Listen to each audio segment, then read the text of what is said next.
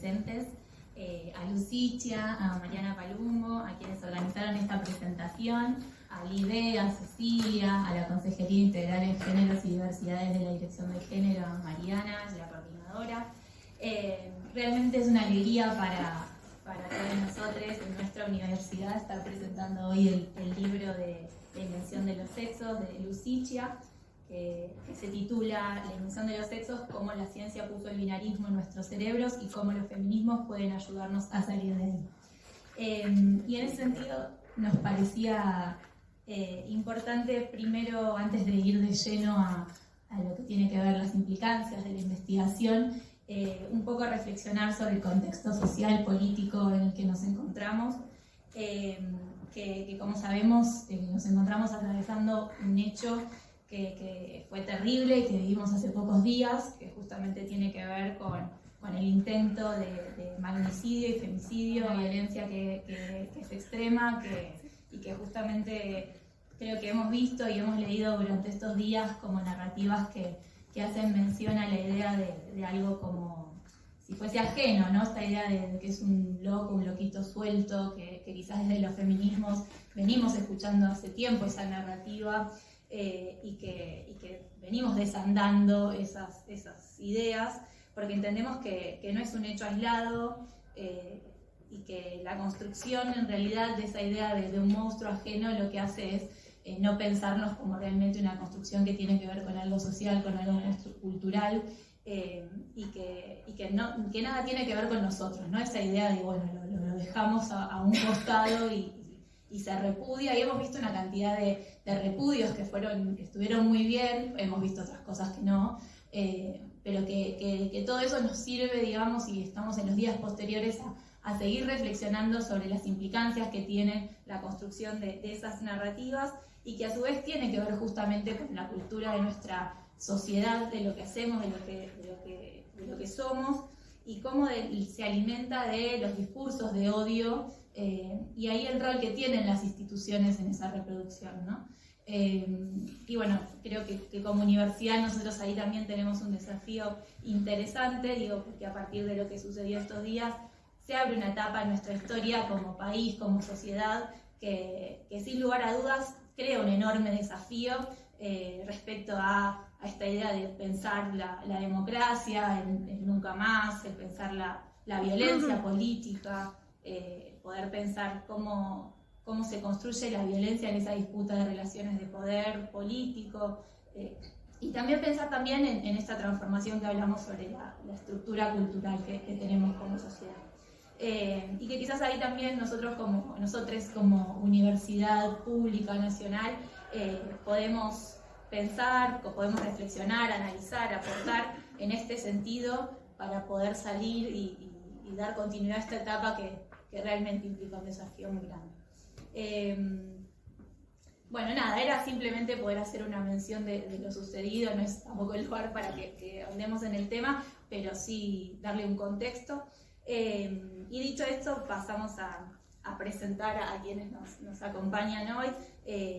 Está Lucicia, que es la autora del libro. Si se me está cayendo lo voy a poner acá, porque está todo abierto. Sí. Bueno, Lucicia es la autora del libro, es doctora en estudios de género por la Universidad de Buenos Aires, es licenciada en biotecnología por la Universidad Nacional de Quilmes, realizó 2 años de investigación en el Departamento de Fisiología del Sistema Nervioso de la Facultad de Medicina de la UBA como becaria doctoral de CONICET. Reorientó su trabajo hacia la epistemología feminista, finalizando el doctorado en el Instituto Interdisciplinario de Estudios de Género en la Facultad de Filosofía y Letras de la UBA. Su tesis se centró en el análisis crítico del discurso neurocientífico acerca de la diferencia sexual. Formó parte del Instituto de Investigaciones Filosóficas desde el año 2014 hasta el 2018. En el 2017 obtuvo la primera mención del Premio de Bioética, auspiciado por la Fundación Dr. Jaime Roca, por su trabajo El sexo y el género como variables en la investigación biomédica y la práctica clínica. Actualmente es investigadora del Centro de Investigaciones y Estudios de Género, CIEG-UNAM, en el área de género en la ciencia, la tecnología y la innovación. Sus líneas de investigación son epistemología feminista, salud mental y mente corporizada, nuevos materialismos feministas, epigenética y reinterpretación de las diferencias biológicas en el marco de las normativas de género.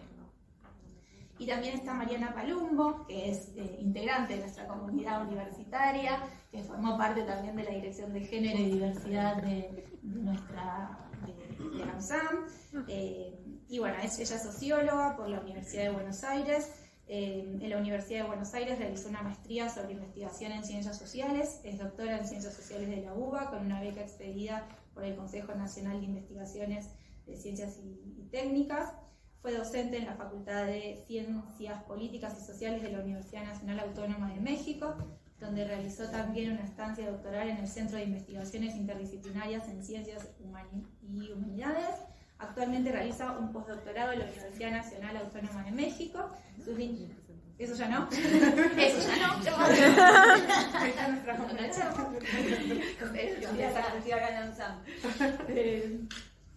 Sus líneas de investigación son sobre sexualidades, géneros y afectividades. Bien. Bueno, si quieren paso la palabra y después hacemos una reflexión desde la dirección de género. Si quieren, María. Bueno, buenos días, ¿cómo les va? Tengo el placer de presentar el libro de mi amiga Lucicia. Bueno, les voy a contar un poco muy en general. La idea es que ella nos presente también su trabajo y después abrir a la reflexión. Yo traje algunas preguntas que sean un diálogo con sus intereses, cómo les sirve la obra, cómo nos les sirve, qué ven acá en la universidad. Creo que puede estar muy bueno para pensar cómo resuena el tema de las disciplinas biológicas y neurocientíficas. Bueno, el libro de Lu, que tiene un supertítulo, La invención de los sexos, cómo la ciencia puso al binarismo en nuestros cerebros y cómo los feminismos pueden ayudarnos a salir de ahí, es una invitación incómoda a romper con los prejuicios y estereotipos que tenemos quienes hacemos ciencia en distintas disciplinas respecto al papel de la biología y las neurociencias. Lu cuestiona e historiza los argumentos científicos sobre la diferencia sexual que permitieron y continúan permitiendo fuertemente la instalación del discurso androcéntrico. Examina cómo el binarismo ha sido la piedra angular de las ciencias biológicas para lograr la supremacía cis masculina.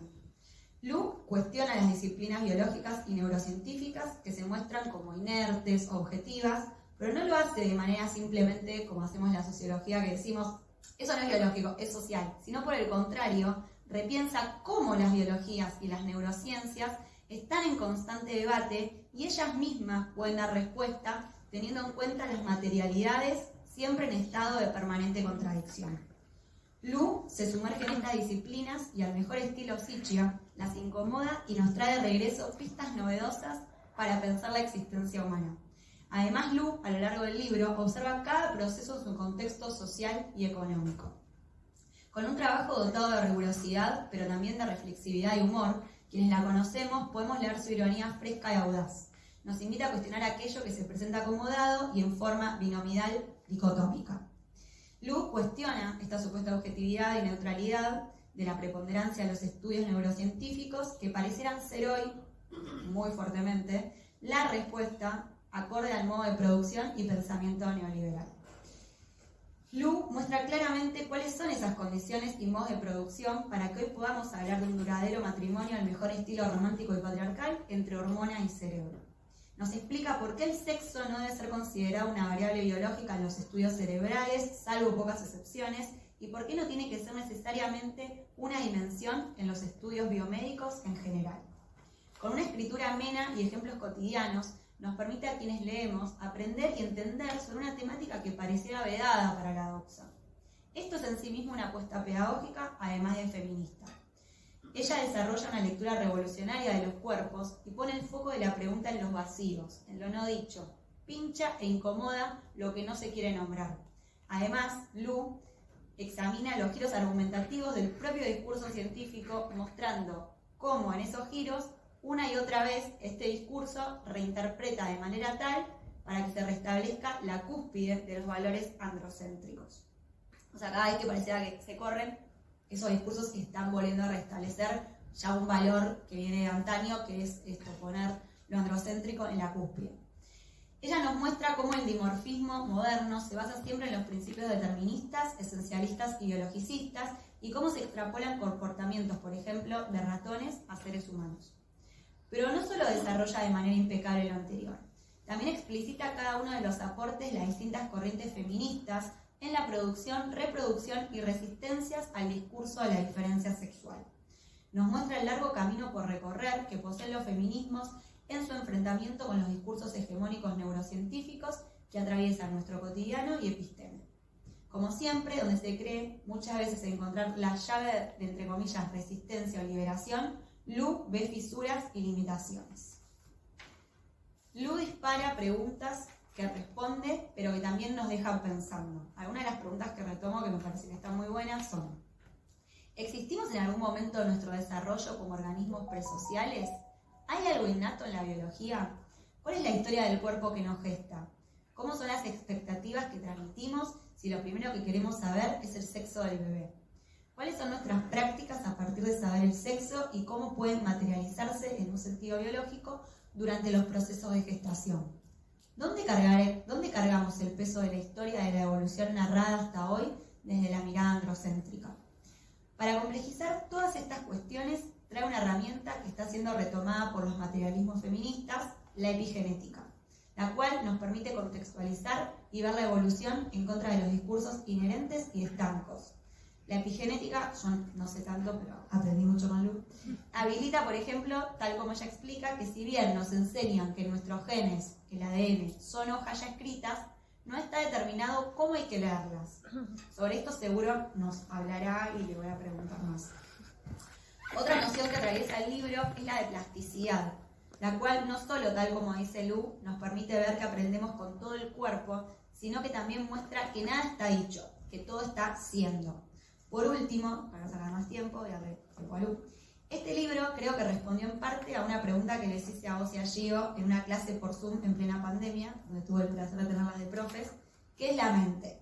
Si bien es difícil de explicar, al menos sabemos que no es la mente. No es un cerebro y por ende no es reductible ni cuantificable y menos aún puede jerarquizar los cuerpos tal como analiza Sichia, quien pone en lugares, este discurso digamos, pone en lugares inferiores a las identidades y subjetividades no cis hetero masculinas blancas. Así que bueno, habiendo dicho esto, le doy la palabra a Lu y empezamos con las preguntas. Muchísimas gracias, me dieron ganas de leerme, amiga. Muchísimas gracias a todos, primero por estar acá, por el espacio, a las compañeras que organizaron esto con la mejor onda, a Marian, amiga del alma, que tengo el placer de conocer. Nos conocimos en México, de hecho, pero somos de acá, así que nos volvimos a encontrar acá. Y muchísimas gracias, amiga, por tus palabras súper lindas. Gracias por Te el quiero. libro. Bueno, como mucho ya lo comentó como Marian, de manera como, wow, súper integral, lo que representa el libro para mí. En principio es la tesis doctoral, pero bastante actualizada, la verdad no queda tanto de ella acá, pero sí el espíritu, que es una crítica al discurso neurocientífico viniendo de las neurociencias. Y en este sentido, quizás algo que está como mucho más explicitado en esta versión actualizada de la tesis, es no solo la crítica que hago a la idea de dimorfismo sexual, es decir, que hay dos formas biológicas sobre la base de las posibilidades reproductivas, y cuando decimos dimorfismo hablamos de dos formas biológicas radicalmente diferentes y excluyentes entre sí, sino que también en esta parte, en esta nueva escritura que hice, hago mucho hincapié en cómo esta idea de dimorfismo sexual se articula simultáneamente con la reducción de la mente al cerebro. Es decir, que el cerebro ya no es la sede de la mente por el que fluyen ciertos espíritus, sino que es un agente activo de la mente, es la mente en sí misma. Entonces, al mismo tiempo que se da la articulación del discurso científico sobre la idea de dimorfismo sexual, hay una articulación de este mismo discurso para decir que la morfología cerebral nos dice algo acerca de nuestra mente. Y este contexto, que es el desarrollo de ciertos valores característicos del contexto preindustrial, se va a volver un marco epistémico nunca corroborado, sino que corre a través de todas las investigaciones que hablan de la diferencia sexual y asumen desde este desarrollo moderno que esta diferencia es dimórfica efectivamente y que además nos puede decir mucho del comportamiento de las personas en términos de cis varones y cis mujeres, porque este dimorfismo sexual supondría dos cerebros y al mismo tiempo estos dos cerebros se consideran causantes de mis estados mentales. Entonces, con este paralelismo lo que busco hacer en el libro es criticar al mismo tiempo la idea de dimorfismo sexual, que esto lo han hecho muchas autoras y epistemólogas feministas que han historizado el cuerpo y han puesto en jaque la idea de dimorfismo sexual, mostrándonos las variables que existen en todos los niveles, desde los cromosomas llamados o mal llamados sexuales, hasta las concentraciones de hormonas mal llamadas sexuales, la composición del tejido gonadal, la genitalidad externa y llegando a nuestros cerebros. Pero en este recorrido las epistemólogas feministas, que son fundamentales para historizar el cuerpo y hacer una crítica a esta idea de dimorfismo, lo que podemos ver es que en general se hablaba de variabilidades que surgen como una suerte de excepción a la lógica reproductiva, ¿no? Es decir, se hace énfasis en que no hay solo dos formas biológicas, sino más de dos, y que este más de dos inhabilita una clasificación dimórfica. Este punto es recuperado por autoras que se inscriben en los nuevos materialismos feministas y quieren profundizar en estas variables biológicas. Pero acá yo creo que sí podemos ver un cambio de perspectiva. Y lo que sucede es que no solo se está diciendo, che, hay más formas biológicas, sino que también hay una reinterpretación de cómo entender estas supuestas dos formas biológicas. Y no podemos o no cuestionamos estos valores de objetividad, neutralidad y universalidad, también al mismo tiempo estamos legitimando y respaldando una lectura jerárquica de los cuerpos. Porque estos valores, de hecho, son los que se proyectan en las sociedades preindustriales, en los cuerpos, para justificar biológicamente la polarización de los roles sociales. Entonces, esta articulación de un discurso científico fundado en la idea de dimorfismo sexual, tenemos que, creo yo, ponerlo en crisis, no porque existen diferencias naturales entre cis varones y cis mujeres y el problema es que estén jerarquizadas. Ese punto de partida es encarnar un sesgo androcéntrico. El problema, en realidad, es que dar continuidad a una lectura jerárquica de los cuerpos en clave moderna, y digo en clave moderna porque la justificación antes no era biológica, sino de otro tipo, esta continuidad, para dar continuidad a esta lectura jerárquica de los cuerpos, se proyectó en la biología un discurso sobre dimorfismo sexual, que nunca se corroboró. Y fíjense qué tan cierto es esto, que hoy, en una lectura molecular de los cuerpos, lo que vemos es una dislocación de este punto de partida binario para ya no decir hay dos formas y variables, sino que estas mismas dos formas son variables que tienen que ver o relación con nuestras prácticas sociales generizadas. Entonces, si esto también es así, lo que tenemos que problematizar ya no es las normativas de género como una interpretación cultural de la diferencia sexual. Lo que tenemos que problematizar es el concepto mismo de sexo como una categoría imprecisa que en realidad sugiere una suerte de atributos biológicos que en realidad no necesariamente sean como coherentes entre sí. Es decir, que yo tenga cierta genitalidad externa no garantiza de ninguna manera conocer mi composición cromosómica. Hay una aproximación que no es precisa. No garantiza necesariamente que podamos inferir mis concentraciones, niveles de testosterona, y esto más allá que una persona consuma hormonas, sino hablamos de la variabilidad propia endógena de la síntesis de testosterona. No hay garantía de cuál es mi tejido gonadal, salvo que me haga un estudio, y creo que muy pocas personas acá se hicieron un genotipado para saber sus cromosomas sexuales, saben sus concentraciones de testosterona, o por ahí se revisan el tejido gonadal de manera habitual y saben cuál es. Pero no necesariamente lo vamos a conocer las personas si no accedemos al sistema de salud por algún problema, ¿no? O si alguna persona quiere gestar y se hace como ciertos análisis. Entonces, esta categoría de sexo que resulta imprecisa y reuniría esta suerte de atributos que no tienen coherencia interna, se vuelve un obstáculo en la propia producción de conocimiento.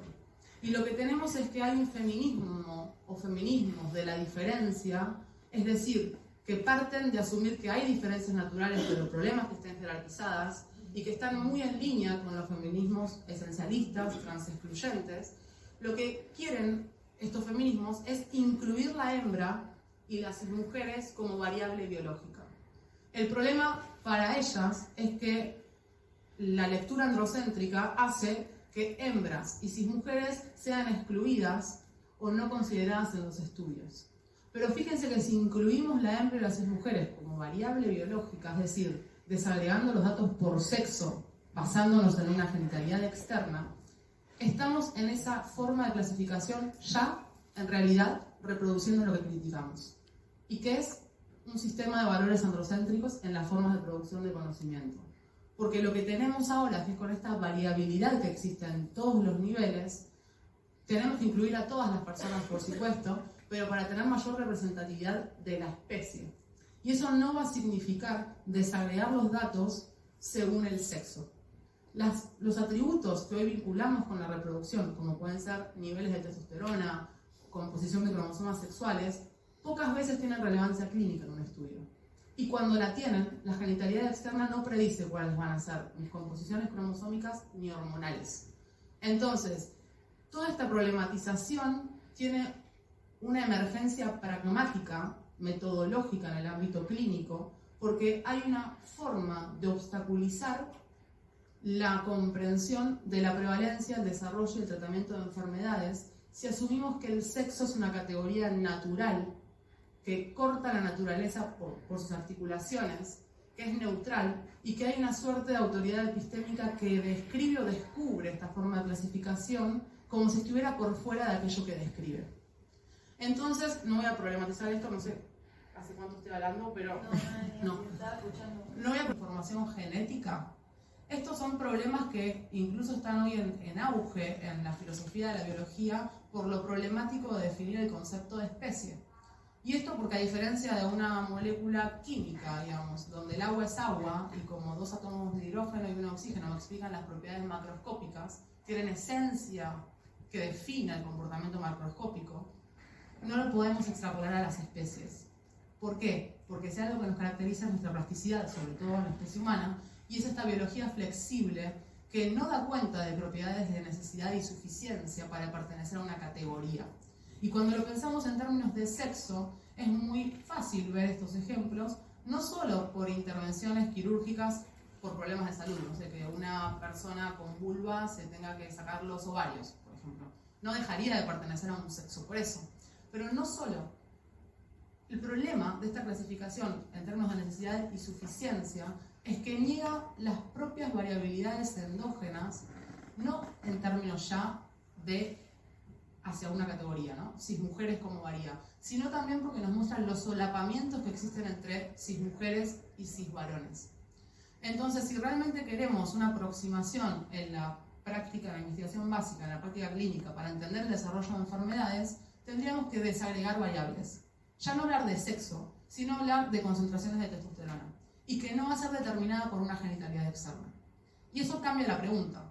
Y además hay que incluir otras variables que hoy se tornan periféricas cuando se las incluye y que tienen que ver con nuestras prácticas sociales generalizadas, como por ejemplo la frecuencia de actividad física, el consumo de frutas y verduras, el consumo de componentes bioactivos, pero también otras variables que están más en el plano simbólico, digamos, ¿no? Y que tienen que ver con mis intereses y con mis deseos, con lo que puede un cuerpo prescrito por normativas de género.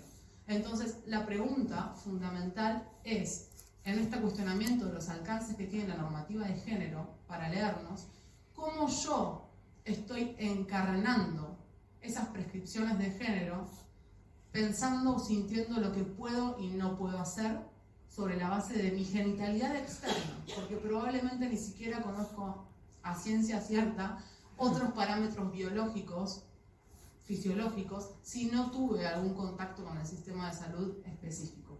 Y con esto cerraría porque así abrimos a preguntas.